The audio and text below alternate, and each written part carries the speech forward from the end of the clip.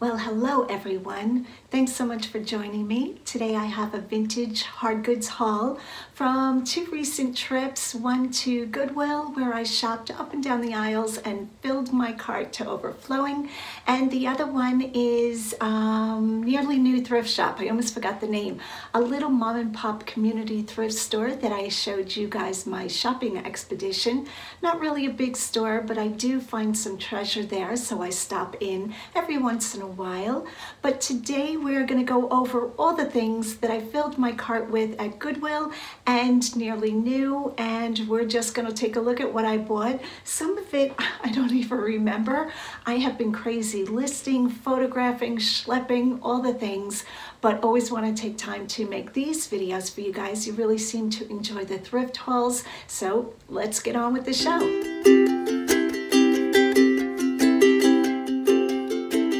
Okay, so a lot of these I'm just going to go quickly, and you guys can just pause your video if you want to take a closer look. I'm going to try to zoom in once in a while if there are some details I want you to see, but like I said, we're just going to go as quick as we can because I have a ton of stuff by my feet. The first item I pick up quite often, I found this in Goodwill. It is for salad bowls in wood. Hope you guys can see it, nice and sunny here today.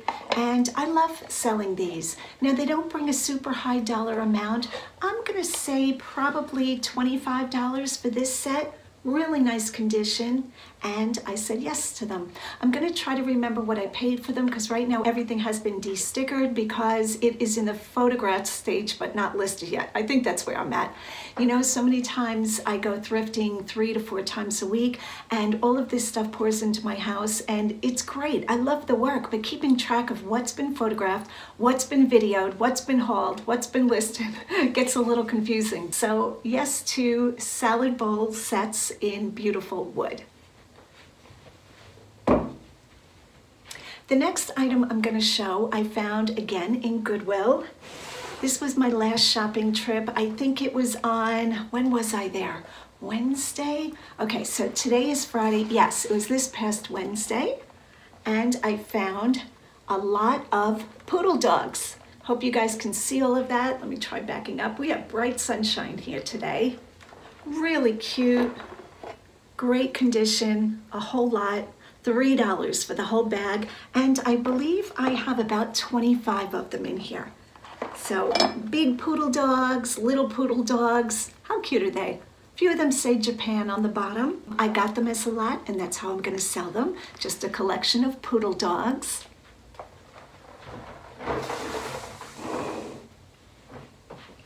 The next item I always look at, this brand won't bring a really high dollar, but they are Racket Paddles, and this is Sportcraft, official equipment. So let me see, this is paddle ball. Is it called paddle ball against the big wall? I think it is, but Super Pro. I believe this is vintage. I'm not sure about that. I have to look it up. Really nice leather strap, and I paid $2 for this. I also found this in Goodwill. So we have that. Boy, we're moving at a clip today. The next item, again at Goodwill, I will let you know what I found at nearly new, and just assume everything else was Goodwill this past Wednesday. This is Oleg Cassini. Gee, the sunlight is always a killer. And they are Crest Crystal Glitter Candlesticks, set of 2. Beautiful, in the box. I'm going to see if I can close these drapes. Hang on. Okay, we will see if that's any better. I actually closed the drapes in front of me because it's so beautiful. We have snow on the ground here, and the sun is just beaming off of it. So pretty. Anyway, these are Candlesticks, Oleg Cassini, and they have like a glitter. It almost looks like crystals in the stem. Beautiful, just so pretty, and they are in a satin-lined box. These would be gorgeous on a wedding table, even just around the house when you need a little bling. And they are signed on the bottom, Oleg Cassini. I'm not quite sure what these will bring. I've never sold anything like this before that I remember, but I said yes to it, so we shall see. And I paid $3 for them. It's great when it's still in its original box, and I will list this as pre-owned because the box itself has some wear. Unless something is pristine and I'm positive that it's brand new, I always go for pre-owned, but I'll say very good condition or, you know, disclose that the box has some wear. The next item I was thrilled to find. I saw it on the shelf, I grabbed it, I put it in my cart, I quickly walked away like somebody was gonna grab it from me. Do you guys get like that? Like when you find something really exciting, it's almost like, okay, I have to go home. I need to check out right now and put this in my cart. This is, let me get it out of the bag here, the Pentax K1000. I believe this is vintage. So I was pretty thrilled with this find. I imagine this camera will bring probably $50 or $60, but the great part was it has a complete bag of accessories. It has the charger, it has a ton of beautiful lenses, 4 lenses, and the charger and a couple of cords, and it actually has rolls of, I believe, unprocessed film. So I don't believe there are pictures on this. Little canisters of film, and I said yes to this. No, I actually paid up for this. I paid $13 for this, but I felt the camera alone was in great condition. It looks wonderful. I could take time, since there are rolls of film, to test the camera and say it's working. But instead of doing that, I will list this as parts, 4 parts. And then in the item's description, I will say, I have not tested this. I'm listing it for parts because I'm not positive it works, but I don't see anything wrong with it. That way it covers me and it lets the buyer know that this could work, that you're buying it with the disclosure that I have not tested it. So that's what works for me when I'm this busy listing every day and just trying to keep 2 businesses going at this point. And yeah, so I said yes to a Pentax camera.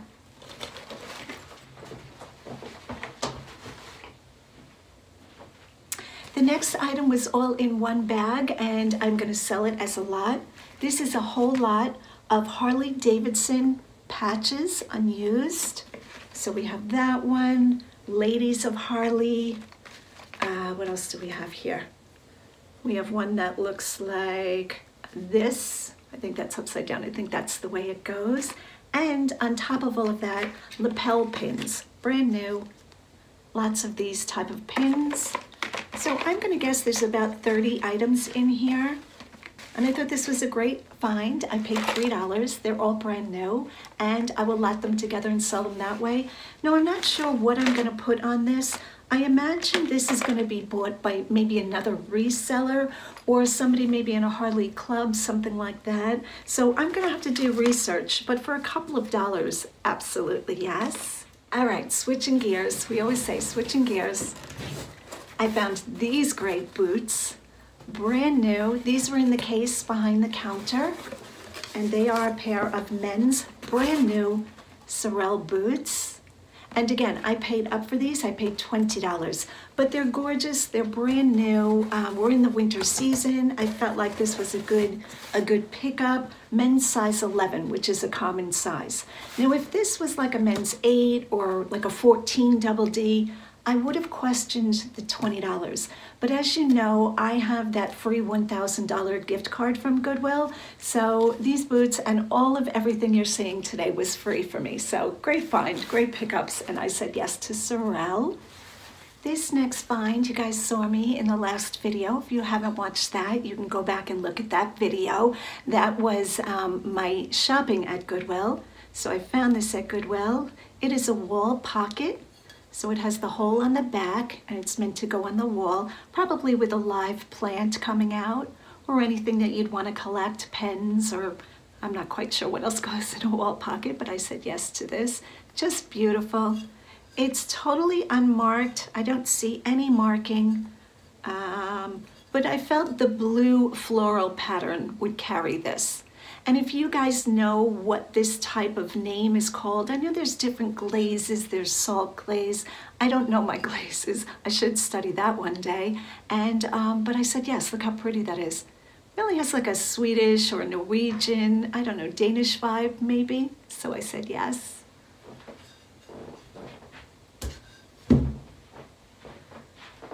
The next item I found in the Nearly New thrift store. That's the little community store that I went to.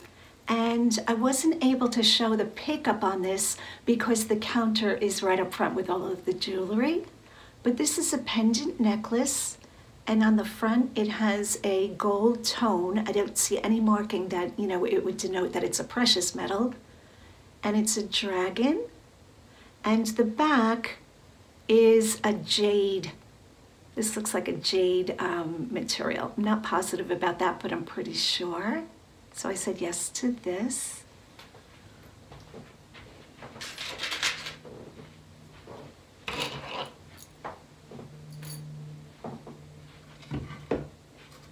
The next item that I found was in Goodwill.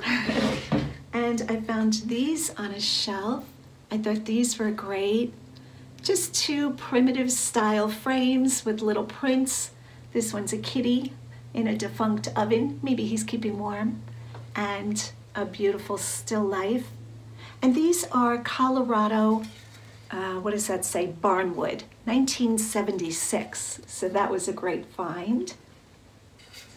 The next item that I found, this was in Goodwill. A little stool. Look how great this is. I love this. This looks like a little timeout stool that you'd sit a very tiny child with a tiny butt in the corner.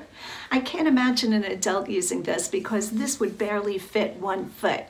So, but look how beautifully made this is. The wood is gorgeous, nice craftsmanship or workmanship. I said yes to this. I believe I paid $4.97 for this, so $5.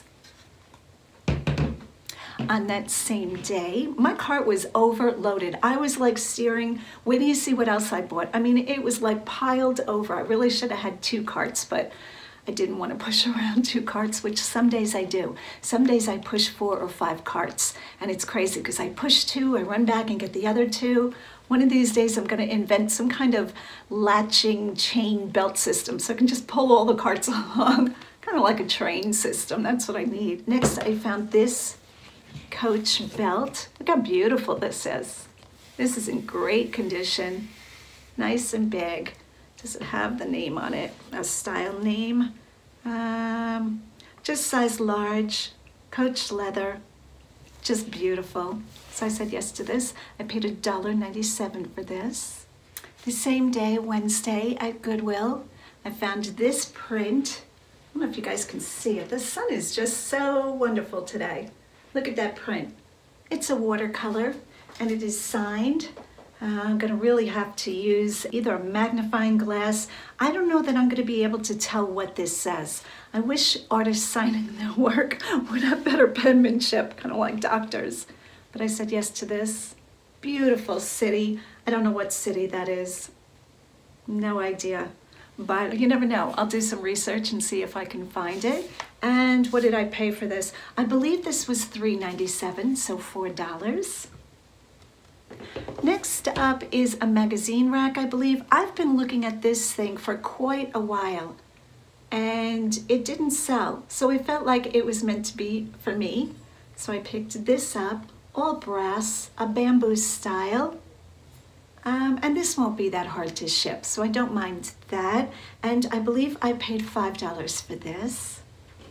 The next item is my favorite, most favorite, favoritist brand of men's shoes to find. Can anybody guess what these are? Allen Edmonds. Gorgeous, brogue, wingtip, lovely.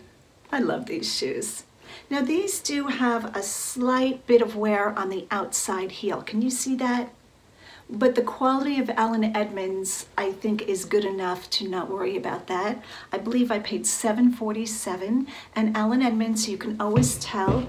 Let's see if I can open the shoe and show you. Allen Edmonds always has, I don't know if you're going to be able to see that, the tag right here. It's actually a cutout where they put their branding, and it's impressed in the leather. So no matter how much wear is done to the shoe, you can almost always tell it's an Allen Edmonds. Gorgeous shoes. And once again, if you haven't been to Allen Edmonds retail store, if you have one near you in a mall, I know there's one in King of Prussia in Pennsylvania. That's the mall, the big mall that I travel to.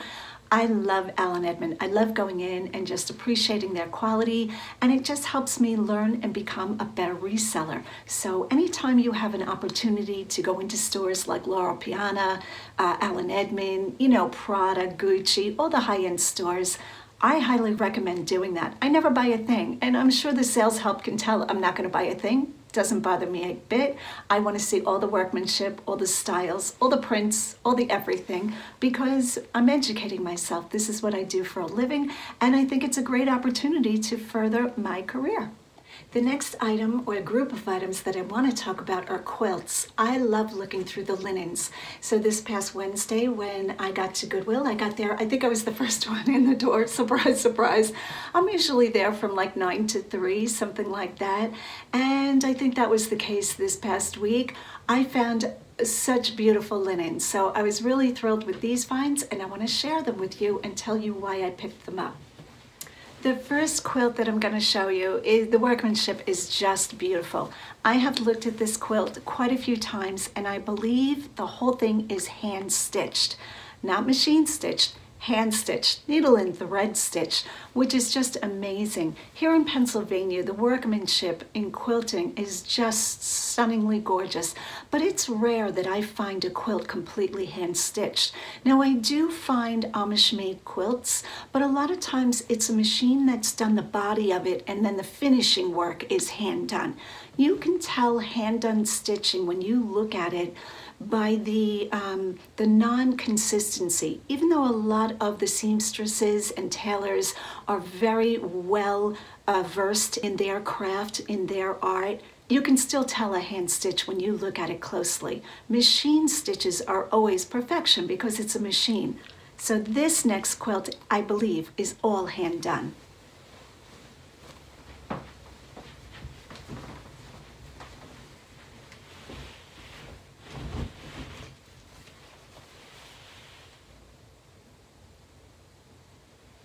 How gorgeous is this? I'm going to see if the camera will focus on the stitching so you can see. Can you guys see that stitching? That's hand stitching.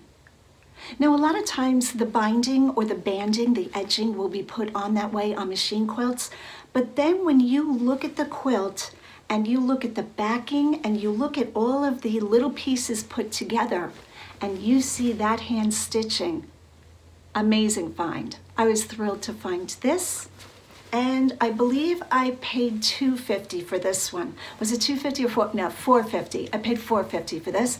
Gorgeous condition. I haven't found any stains, rips, tears, and I was thrilled to find it. So beautiful pattern, beautiful colors. I'm sure I won't have a problem selling this one. And when this sells, I'll report back on what it brought. This next quilt is a good example of a quilt that is machine done and hand finished. So I'm going to show you. See this workmanship here? I don't know if you're going to be able to see that. See that? That's machine done. You can tell because every stitch is perfection, is even and the same size as the stitch before it and after it. But when you look at the finishing work is one stitch is just a tiny bit bigger, a tiny bit smaller. You know what I'm saying? It's not perfection, it's not exact. But this is gorgeous. I picked this one up.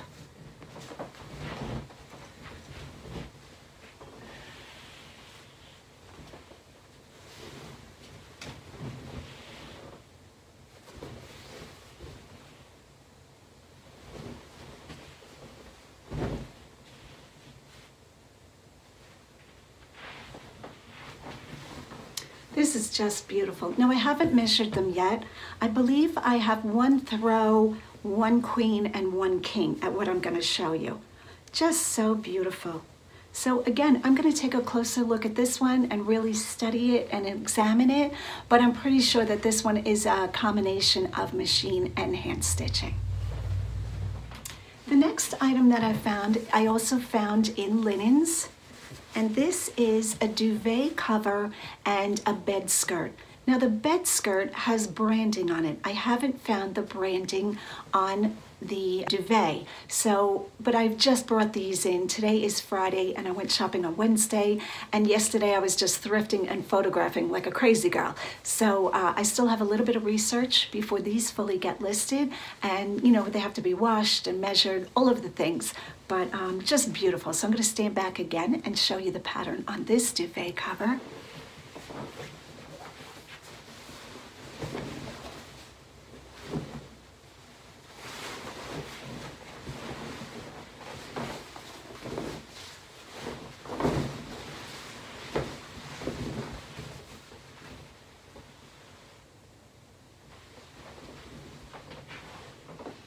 To me, this looks like this is a Ralph Lauren print. That's what this reminds me of, very Ralph Lauren-esque. If you look at Ralph Lauren linens, stunningly beautiful. A lot of chintz, flowers, roses, romantic, shabby, not shabby chic, don't say that word. And the opposite side is a pink reverse, just beautiful. I paid $4.50 for that one. I think that one is a king because it's so large, but again, I'll measure. It could be a queen. And along with that, I found these pieces that make up a whole bed skirt. So I have 1, 2, and 3. I think it's the foot of the bed and then the 2 sides. But again, I'm gonna have to measure. And I believe the tag on this one was Liberty. I'm going to try to find that tag for you. So the brand name on this one is Legacy. You guys see that? So it's the same, oh, and it's queen. So that would mean most likely the duvet is queen, which is great. I think a queen will sell through quicker than king. I think more people have queen beds. I'm not sure about that, but I think it's the most common size, and king and full are after it. But I said yes to this. Look at this pattern. Isn't this beautiful? So pretty. So I paid $2.50 for the bed skirt and $4.50 for the duvet cover. And the last item is a bedspread that I picked up. This one is mass marketed. This is not handmade, but I felt that the pattern on it was just beautiful and that somebody would want it, and I paid $4.50 for it. Now this one really needs a good shake out outside. It's got some fuzz and some dust, and then of course a wash, and I air dry the comforters and the quilts.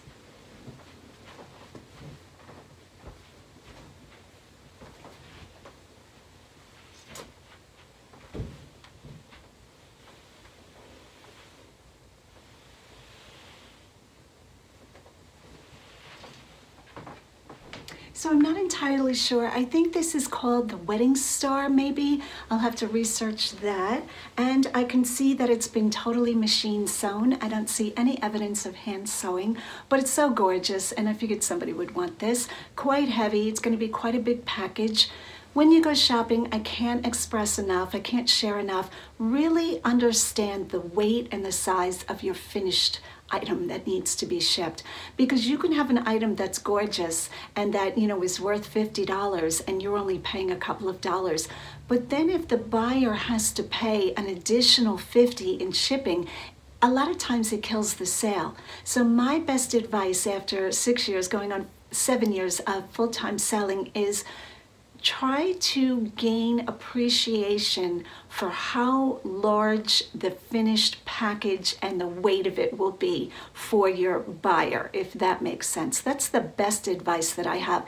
That took me quite a while to learn. I'm going to say a couple of years, because I started out Lavenderclothesline selling clothing, and then I moved to Hardgoods. But by the time I moved to Hardgoods, I'm going to say it was probably year 3, I wasn't even thinking about shipping. I was just like, wow, a whole new world. But then as I started shipping, you know, it became evident of things that I had to be careful for.